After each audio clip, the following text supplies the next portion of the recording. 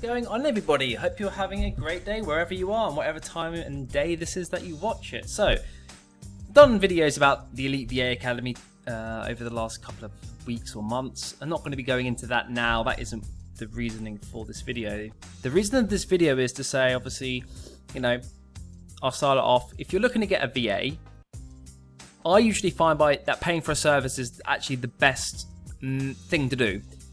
But historically, it's not always, for me, for example, it's not always been something that I did initially. Initially, I did not sign up through a service. What you'll probably find is that depending on where you are in the stages of the Amazon business is that you might be focusing either on time or money. So time is, I'm happy to put a bit more time in, but I want the cost to go down. And focusing on money, meaning, or the other way around. I have more time, so therefore I'm willing to, can't even get the bloody video straight, what's going on there? I have more time, so I'm basically happy to pay with time, or I have money and I'm happy to pay with money and save time. So basically you're obviously going to save one or the other, right? So if I have time, I'm going to save money because it'll make it cheaper, but it'll take me longer to do. And if I have the money, I can pay for something to be done quicker, but obviously you're going to lose the money and you'll gain time, because maybe that's your priority. So you have to decide which one's right for you. Of course, I always suggest getting obviously this is just for admin VAs, right? So if you're looking for a sourcing VA, obviously that's not something I can even provide, so fair enough. But if you're looking to get either a sourcing VA, and you're not, maybe you've looked around, but you're not, either too expensive, you're not really sure. Obviously, asking the groups, people will advise where they've got their sourcing VAs. Obviously, admin VAs, I'd always suggest mine, clearly because I created it and I think it's badass ultimately, but that's just myself. And if you're looking to potentially save money and you have the time and you want to maybe go down the slower route, which is hiring a VA for yourself, actually doing the interview process, hiring and looking through, then the best place to go for that would be Onlinejobs.ph. I've used these for years and years and years and years, on and off, because obviously you don't want to be using it all the time because you probably don't always need the VAs basically. But ultimately, the website is Onlinejobs.ph. I've already logged in here, but if we just go to Onlinejobs.ph here, just so I can show you the actual front page, it basically looks like this. So that's not how it looks. I'm logging out. This is how we get there. We're going to get there, guys. It looks like this. Ultimately, I wanted to do it for the pricing. You can basically search for any sort of talent you want. You can kind of see here. And obviously, if you want to looking for talent, you just type in sort of like Amazon Virtual Assistants or something like this. And you can go ahead and get a feel for what there is on the market. Now, there is, as you can see here, there is a lot of job seekers. And so that's the issue that you sometimes get. It's that there's a lot that you could choose from. So the best thing is to post a job ad. But the thing about that is that you have to sign up. So there is a small fee included, but as part of it, which is $69. Obviously in pounds, let's say it's 56 pounds. I don't know, somewhere around that. But all you're going to have to really do is sign up for 1 month and cancel. Pretty much, because you should be able to find the person that you want within that time frame. So what I'll do now, I'll jump into my access and I'll show you how you would actually go about doing that once you got to the point of signing up, if this is the route you want to take.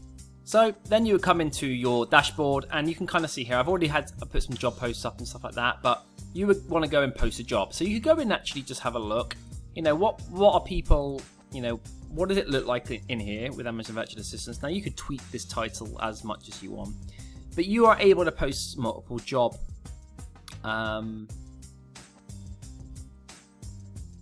just looking at the coupon code, to be honest. But you can post multiple jobs. So in theory, what you could do is you could do a multiple job posts based on what you're looking for. So you could start off with a very simple Amazon Virtual Assistant job title. Keep it really generic, job description, relatively generic. Obviously, clearly state what you want, but don't be too in-depth or technical. Maybe put the wages a little bit lower, so that you want to get a feel for the type of applicants you're going to get based off of the job posts. And you'll find that, you can see how many messages I've got here. You're going to get potentially hundreds of replies from people, and so sometimes it's too much, right? You want to refine it down and have people that are going to actually be more relevant for you, because then it's less of a burden for you to go through 30 or 40 applications or messages, because you don't always get like a CV access and stuff like that. But Usually their account will have some details, but sometimes you have to request the CVs as well. Rather than having like, you know, I've had more than this. Obviously, I've gone through a bunch.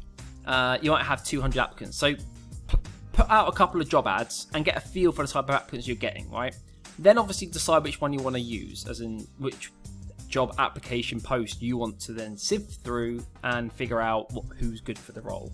So the best thing to do, I would say, is I'll give you an example. I'll go onto my messages and I'll actually show you the way it looks. So I basically put out a job post for some stuff, right? And you can see all of these. Now, there's a score here, 1 AP, 5 AP, 5 AP, 1 AP. Basically, each applicant, if they log in every day, will get 10 of these. And they can only apply for roles if they use these points. And it was done so that people wouldn't just spam posts out on job applications. They actually were, you know, for example, this guy's used all of his 10 for the day on this application. Something else that you can also do, and I'd say do this in all cases, is in the bio, in the description, when you're writing job posts, wherever that job posting is, in here, make sure you're basically in the description when you've actually, like, you know, don't just put a couple of words, sort of detail it out. Put something like, if you have got this far in the, you know, in the description, then well done. Please reply to this job post with the subject header and choose a word. People can use banana, just a random word basically. I use superstar. So you can see here there's superstar, superstar, superstar. And then there's some to say you're all-in-one virtual assistant. And then just random stuff. You know, different words. Some have superstar and obviously a bit after that. But you want people to be actually reading your job post. Because if they're not, they're probably doing ones, basically applying for 10 jobs every day and just copying and pasting in the same, you know, every job post, the same details. And not to say that they're bad candidates, but you want people that are going to actually be looking for this role more specifically than not, right? You want to, like, because there's so many people out there, a pool, it's going to take you forever to go through. And you need to find ways to bring that pool down so that you have a more manageable size of applicants to actually be able to go through. Because there's not just, you know, once you've got this far, there's still a lot of work ahead of you to actually find the suitable one person, potentially, or maybe a couple, that you want. So to start with, you would obviously look at superstar, and then potentially you would look at that AP. But, you know, it's not to say that, because they could do this every day, they could apply for 7 roles a week with 10. And so it's still a lot of applications, right? In a month, that's, you know, many, it's like 30, 31, 29 to 30, whatever it is, jobs, which isn't crazy. If they had one, obviously that means they're going to apply for 300 roles a month. So you might want to, you know, look for the ones that have the higher AP and have the specific word you asked. Obviously, then you would go into something like this, and then you would read what they actually have. You want to see if they're actually copying and pasting, or if they're more generically pasting in a conversation here. Now, not to say that pasting in a conversation here isn't always horrible, as long as it's relevant, because I've done it many times where I'm copying and pasting, right? So it's not to say that that's necessarily a bad thing, but you just want to make sure that it doesn't look really simple. Because sometimes you'll see messages that are literally just 2 sentences. Hi, I'm looking to engage in this role. Would be glad to work for you, happy to work for you. You know, something really simple. But you can see here on this one, for example, my previous on-site job was the government office here, but, you know, a little bit of a background, fine, beautiful. You know, first, let's see if there's any relevance here. So keep the database file secure, customer service information, okay, ad hoc tasks. When it comes to remote working, I've only experienced Amazon product research and sourcing. So, you know, she understands probably sourcing to some capacity. Maybe not all the softwares, but it's better than nothing, right? Because you want to have some relevance if you can. So, for example, not someone that has no understanding of Amazon. You would prefer someone that has Amazon experience. And then, obviously, we want to see if, you know, are they just saying that? So let's see if they add any technical words maybe in here. As limited as it might be, because obviously they're not going to write their life story. But again, you can see here, I also know Amazon Seller Central with a seller or VA login to monitor sales. So she understands that there's a separate VA login. So she must have, you know, it sounds from what she's written that she has worked on an Amazon account before. Product sourcing, and I really want to learn Amazon account management from A to Z. And the job post for this was to do with the Elite VA Academy, where I'm basically hiring people, training them up, that kind of thing. So it was relevant to the post that I said. I know these are the right skills and important for the role, blah, blah, blah, and I'm willing to learn a lot of it. So then I would go, okay, cool. All right, what do I do now? Well, first I would go on to her profile. Can we click on, no, here. We're going to open up the profile. We're going to just see what it looks like. So we got ID proof and verified with time proof. So basically you want to have all those sort of marked off.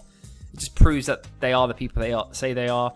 Obviously you want to be looking here at the full-time working hours and the wage. You know, it could be way out of your league. This isn't necessarily going to be what they would take. So maybe it's worth being very clear with the wages that you're willing to pay in the description. So even if they have a higher amount, doesn't mean that they're going to only take that higher amount. For example, like, you know, I'm going to put 100,000, 200,000 pounds a year, but clearly, you know, if there was a role that I either really liked or I really needed the job, for example, these people may really want to just get a job now, then maybe they will take less. But just be aware that, you know, if you want someone really seriously long term, maybe try to match what they are looking for with what you're going to pay. Otherwise, at some point, they could leave. So there's all these things to take into consideration when you're actually sourcing a VA for yourself. But the upside is you get to learn it, as in you get to understand and see how it works. If you know, it's a good skill to understand and be able to do. But again, there is a lot of moving parts that you need to understand and connect up. So IQ score, you know, if you really want, you could go in and look at the IQ score average, see what someone that's intelligent is classified as, and look for that and be like, right, anyone that has a score of like 125 or above or whatever it is, I don't know what the technical amount would be for, you know, highly intelligent person or intelligent person. But then you could be like, okay, they're gonna, you know, they're probably gonna be good at attention to detail. They're probably gonna be this. Because that's traits that you have normally when you're a slightly higher IQ person. Not to say it's guaranteed, but more often than not, probability states, right? You can obviously see English and verify government details and stuff. Then a little bit of a profile description, just a bit more detail, and that wasn't necessarily included before. So you can see here for a calculator, I'm just still around, keeper, and some other random, not random, but you get what I mean. Random bits, in some relevant, some not as relevant. And last active 6 days ago, you know, just interesting to see like some of the stuff. You can go ahead and look at the background check, make sure they're really a person, for example. But you can see here, details uploaded, no Facebook. Most of them don't seem to have a Facebook connected or anything, and not a huge amount. Jobs applied for, you can go ahead and have a look at how many jobs they've applied for and any other random bits that you want. And then what I would probably do is I would go through and I would just potentially, right now I wouldn't go through this bit and not reply to them, because you can easily get lost in your messages. It's very easy to get lost in terms of who I looked at and who you didn't. So maybe it's best, what I would then say is, hi, I've read your application and we are interested in getting to know a little bit more information. Is it possible for you to send us an attached CV so we can look into this further? Yeah. And then obviously, then what you'll see is, see this 12, that's 12 messages that we've had between myself and her. 7 here, obviously unopened in bold. I've opened these. This one's 5. Some I've opened obviously and not done anything with. So you can basically see pretty much who are people that you've applied to and are or have been messaging, so that you can easily manage it within your messages, because it can easily get, you know, convoluted and confusing and stuff like that. Then I would obviously look over the CVs. A little bit more detail, stuff to do with age. You know, sometimes people that are younger there's pros and cons to all, right? So if they're older, they're probably a little bit more level-headed and a little bit more serious about what they're doing. If they're younger, maybe they're looking to go to university at some point, or they're looking to have a career in something. This is an intermediary job for them. So it's worth just, you know, asking, you know, just questions really. You know, I've got some questions for you. Here's 5. Can you just, you know, reply as you went? I would then I wouldn't spend ages going through like weeks and weeks of applicants. I would wait a couple of days, look through the applicants, pinpoint, you know, a bunch of them that you want, and then decide, okay, right, I've got the CVs, I've looked through them all. Obviously then dilute that down more, or maybe ask questions first, specific, just general things to get an idea for the person, how they are, you know, what you like as a person rather than the actual skills. Because if you're going to be working with them a lot and closely and do, like, you know, chats with them, you want to make sure you get on with them, right? And also they have good level of English. So then what I would normally do on the third step after the CV and the ones that I'm looking, you know, I've got, like, let's say I got 5 to 10 people, depending on how good they are, that I'm looking to potentially then decide who I'm hiring, I would get them. You can do what you want. You can get them to send you an email, or they can add you to Facebook. But adding to Facebook, maybe you don't want them added to Facebook, and get them to send you a 5-minute recording of themselves, basically just talking English on the camera, because we're trying to gauge their skills in terms of their vocal or verbal English skills, because we want to make sure that we can talk to them ultimately. Just because they have good written skills doesn't necessarily mean have good you call it vocal skills, but you get what I mean. And then once you've done that, obviously just say, yeah, right, 5 minutes, talk about yourself a little bit, maybe some hobbies, maybe some interests, because you want to get a feel for that person, like what they like, how do they come across. You want to get that feeling from that person, how they come across. But it's not just about the task, it's also about making sure you get a good mix. Then I would obviously see who even, because obviously when you're getting people to do these extra layers, we want to see also who is serious. So just sending a CV is pretty straightforward. Like you reply, please send a CV. You just drag it in, done. But as you go through these steps, it requires a bit more effort on their behalf. So if they're not serious, they won't reply to you. If they're serious, they'll send you what you ask. Yeah, and so it's a good way to gauge how serious or interested that person is on the role. And then what you can do at that point, obviously, is make sure you discuss all the technicals, like you want to make sure that they're available for full time. Whatever the hours that you require them to work, maybe it's later because you're working in the United Kingdom, the day-to-day is in the United Kingdom. You want them to start when you start, or you want them to start at 6 a.m. UK time or 5, whatever it is. So ask about their flexibility. Make sure they can do the time. Like find out, just subtly find out, what kind of career they're looking for, what's their goals, and you can decide where you actually ask that. Just whatever feels right in the steps that I've just been mentioning. And then obviously what you would do is you would have, let's say, 10 applicants, and you would then narrow it down. Let's say that let's say 6 of them sent you a video recording with that. And then from those last ones, you would then narrow it down even more to, let's say, a final 3. And then you would potentially have a face-to-face interview with 3 people. But you can obviously do it with more. It just depends on you. Maybe you want to do it with 5. And just to get maybe you want to get if you already have VAs, you want them to join you, or do it first with the VA. So you have let's say you have a VA that's been with you 3 years.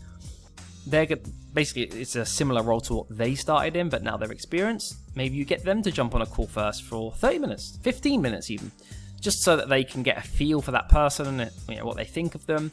And then from that, you could get feedback from your VA. Again, if you don't have a VA and you're looking to, it's your first one, you would obviously do that. I would say there's probably, you really do want to have a live chat with them, just on Skype or Slack or Facebook or whatever, whatever you want, even if it's for 5-10 minutes, because you want to get, when you're actually talking to people, you get that feeling of how they are as a person. Are they abrupt? Are they, do they understand fully what you're saying in a conversation? Just little things, little subtle things like feelings. Do they look motivated? Are they writing notes down when you're talking? Yeah, these little things. And then obviously from that, you would then make a final decision. This is, depending on if you've never done this before, it is hard, right? That's the issue with this. It is a lot cheaper and does take a bit more time, but it is hard at the same time, because it's like, how do I choose the final person when all 3 are great?